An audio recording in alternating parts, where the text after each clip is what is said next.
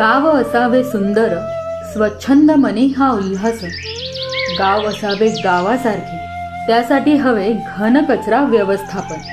देशातील व राज्यातील सर्व ग्रामीण भागातील नागरिकांना स्वच्छ पर्यावरण व चांगले आरोग्य मिळावे यासाठी केंद्र व राज्य शासनाने स्वच्छ भारत अभियान संपूर्ण देशामध्ये राबविण्यास सुरुवात केली आहे. स्वच्छ व सुंदर पर्यावरणयुक्त देशाचे स्वप्न पूर्ण करण्यासाठी राज्यात मोठ्या प्रमाणावर हे अभियान राबविण्यास सुरुवात झाली आहे. ही बाब लक्षात घेऊन ग्रामीण भागात लोकचळवळ उभी केली आहे.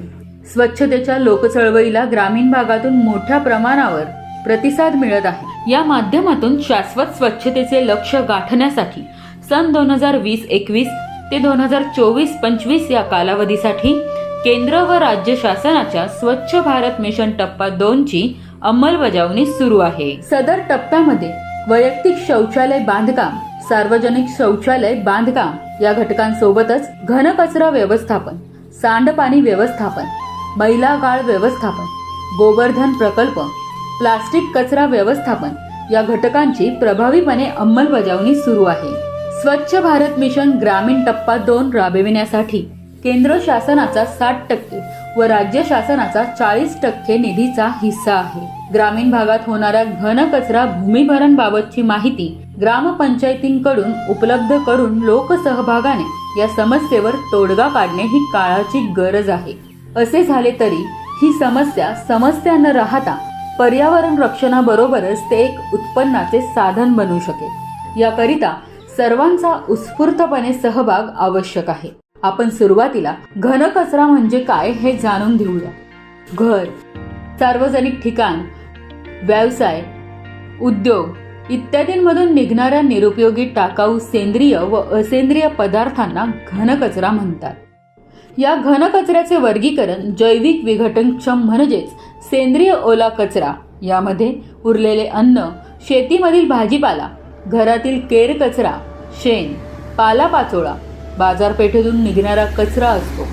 तर अजैविक असेंद्रिय सुक्या कचऱ्यामध्ये प्लास्टिक पिशव्या, बाटली, वेष्टने, प्लास्टिक वस्तू, धूळ, माती, दगड, विटा इत्यादी. तर धोकादायक कचऱ्यात रुग्णालयीन रासायनिक कचरा, सॅनिटरी नॅपकिन व डायपर तसेच धातू व काच यामध्ये सर्व प्रकारचे धातू व काचेचे सामान तसेच इलेक्ट्रॉनिक कचरा, वायर, खराब बॅटरी, ट्यूबलाईट अशा प्रकारात वर्गीकरण करणे गरजेचे आहे. यानुसार प्रत्येक घरामध्ये निर्माण होणाऱ्या कचऱ्याचे ओला व सुका कचरा या प्रकारात वर्गीकरण करणे गरजेचे आहे. केंद्र शासनाच्या घनकचरा व्यवस्थापनाच्या मार्गदर्शक सूचनांनुसार वर्गीकरण करणे आवश्यक आहे. घरातील ओला कचरा हिरव्या रंगाच्या कचरा कुंडीत टाकावा, तर सुका कचरा निळ्या रंगाच्या कचरा कुंडीत टाकणे गरजेचे आहे, जेणेकरून प्रत्येक घरामध्ये कचऱ्याचे वर्गीकरण होऊन कचरा गोळा होईल. घरगुती कचराकुंड्यांचे आकारमान साधारण 10 लिटर इतके असून गोळा करण्यात आलेल्या कचऱ्यापैकी जैविक कचऱ्याचे जागच्या जागी व्यवस्थापन करणे आवश्यक आहे. यासाठी पुढील पद्धतींचा वापर करणे गरजेचे आहे. पाळीव प्राण्यांसाठी खाद्य, घरगुती खतखड्डा, पाईप कंपोस्टिंग इत्यादी व वैयक्तिक गांडूळ खतटाकी. गावातील सार्वजनिक ठिकाणांतून निघणाऱ्या कचऱ्याची साठवण करण्यासाठी सार्वजनिक स्तरावर देखील कचरा कुंड्या असणे गरजेचे आहे, जेणेकरून सार्वजनिक स्तरावरील कचरा इतरत्र न पसरता कचरा कुंड्यांमध्ये गोळा होईल.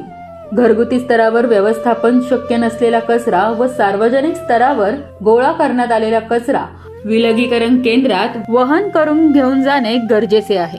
या कचऱ्याचे वहन करण्यासाठी प्रत्येक गावामध्ये ग्रामपंचायतींमध्ये 3 चाकी सायकल, बॅटरीवर आधारित सायकल असणे आवश्यक आहे.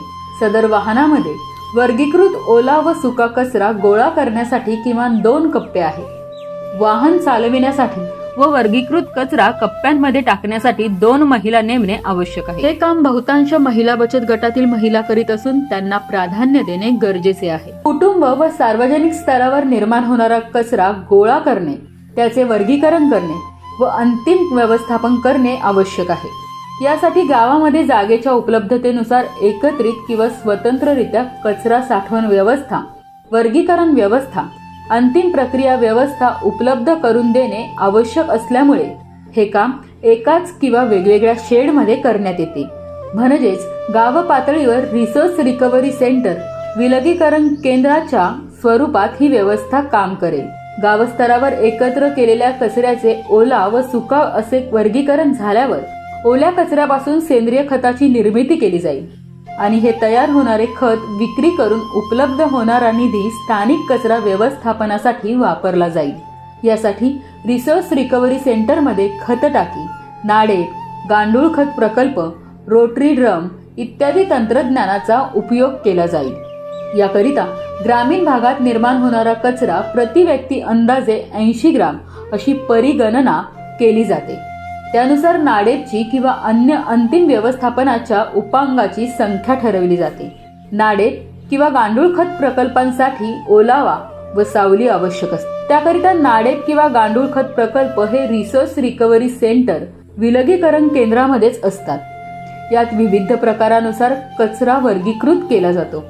जैविक कल्चर वापरून 45 ते 60 दिवसात नाडेपच्या माध्यमातून ओला कचऱ्यापासून निर्माण होणारे खत, गांडूळ खत हे शेतकऱ्यांना लिलावाद्वारे किंवा ग्रामसभेने निश्चित केलेल्या दरानुसार विकण्यात येते. तसेच विविध प्रकारानुसार विलग केलेला कचरा परिसरातील कचरा व्यापाऱ्यांच्या माध्यमातून विक्री केला जातो. या विक्रीनंतरही शिल्लक राहणारा कचरा हा तालुका स्तरावर प्रस्तावित असणाऱ्या प्लास्टिक कचरा व्यवस्थापन केंद्राकडे पाठवून सुका कचऱ्याच्या विक्रीतून उपलब्ध होणारा निधी स्थानिक कचरा व्यवस्थापनासाठी वापरला जातो. यासाठी रिसोर्स रिकव्हरी सेंटरमध्ये प्रकारनिहाय कचरा साठवण करण्याची व्यवस्था करणे आवश्यक आहे.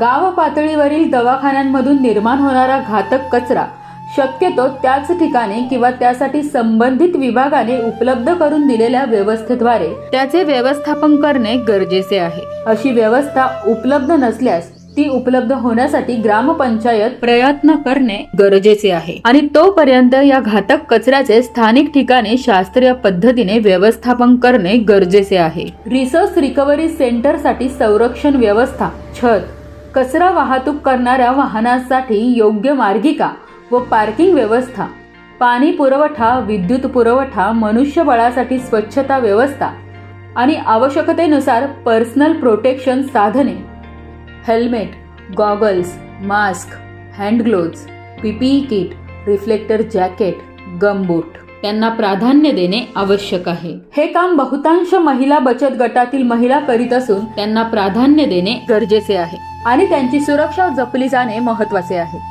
याशिवाय प्रथमोपचार पेटी, अग्निशमन व्यवस्था, काम करणाऱ्या कर्मचाऱ्यांना सामान ठेवण्याची आणि कपडे बदलण्याची सुविधा उपलब्ध करून देणे गरजेचे आहे. तसेच त्यांना धोके विरहित करण्यासाठी आवश्यक ती अवजारे, कुदळ, फावडे, घमेले, व्हील कार्ट, लोखंडी पंजा इत्यादी साहित्य देणे गरजेचे आहे. रिसोर्स रिकव्हरी सेंटरच्या व्यवस्थापनाची जबाबदारी संबंधित ग्रामपंचायतीची असते. हा घनकचरा व्यवस्थापन करण्याकरिता सामाजिक सहभाग, लोकसहभाग महत्वाचा आहे. या सामाजिक सहभागातून क्षमता बांधणी करून गावाला कचरामुक्त गावाचा दर्जा मिळवून देण्यासाठी योगदान असणे गरजेचे आहे. ग्रामपंचायत स्तरावर कार्यवाही करताना ग्रामपंचायतीने विविध घटकांची उपलब्धता करून देणे गरजेचे आहे. यात घरगुती कचरा कुंड्या, सार्वजनिक कचरा कुंड्या, 3 चाकी सायकल, बॅटरीवर आधारित सायकल, रिसोर्स रिकव्हरी सेंटर, कचरा विलगीकरण केंद्र, खत टाकी, नाडे, गांडूळ खत प्रकल्प, रोटरी ड्रम इत्यादी, जैविक कल्चर, दुर्गंधीरोधक व निर्जंतुकीकरण फवारणी औषध, महिला बचत गटांची नियुक्ती व त्यांना पुरविण्याची सुरक्षिततेची साधने, कचरा हाताळण्यासाठी सुरक्षित अवजारे, बचत गटांना द्यावयाचे शुल्क, इन्सिनरेटर, कचरा संकलन विलगीकरण संबंधी अनुषंगिक बाबी, ग्रामस्थांनी करावयाची कार्यवाही, घरातून गोळा होणाऱ्या घन कचऱ्याचे प्रमाण, त्याचा दर्जा यावर नियंत्रण ठेवणे, घरामध्ये तसेच सार्वजनिक ठिकाणी निर्माण होणाऱ्या कचऱ्याचे ओला व सुका कचरा या प्रकारात वर्गीकरण करणे, सदर कचऱ्याची साठवण, वाहतूक व्यवस्था याबाबतची व्यवस्था सर्व परिस्थिती कार्यक्षम राहण्यासाठी ग्रामस्थांनी पुढाकार घेणे गरजेचे आहे. घर, चावडी, सार्वजनिक ठिकाणे, शाळा, कॉलेज, कार्यालय, यात्रेची ठिकाणे, लग्न समारंभ, सार्वजनिक गर्दीच्या ठिकाणावरील कचऱ्याची योग्य प्रकारे विल्हेवाट लावण्याचे नियोजन करणे, ओल्या कचऱ्याचे जागच्या जागी व्यवस्थापन करणे गरजेचे आहे. गावातील धोकादायक कचऱ्याबाबत गावस्तरावर ग्रामस्थांनी जनजागृती करावी. घनकचरा व्यवस्थापनाकरिता 3 तत्वांचा अवलंब ग्रामस्थांनी करणे आवश्यक आहे. पुनर्वापर, चक्रीकरण, पुनर्प्रक्रिया. गावाला कचरामुक्त गावाचा दर्जा मिळवून देण्यासाठी लोकसहभागातून मोठ्या प्रमाणावर योगदान देणे गरजेचे आहे. गावातील दृश्यमान स्वच्छतेकरिता ग्रामस्थांनी पुढाकार घेणे गरजेचे आहे. गाव हेच आपले घर समजून घनकचरा व्यवस्थापनाच्या दृष्टिकोनातून नियोजन करण्याबाबत प्रत्येक ग्रामस्थांनी जबाबदारी घेतली पाहिजे. ग्रामपंचायतीने शुल्क आकारणी केल्यास सदरील शुल्क ग्रामस्थांनी विहित वेळेत भरणे आवश्यक आहे.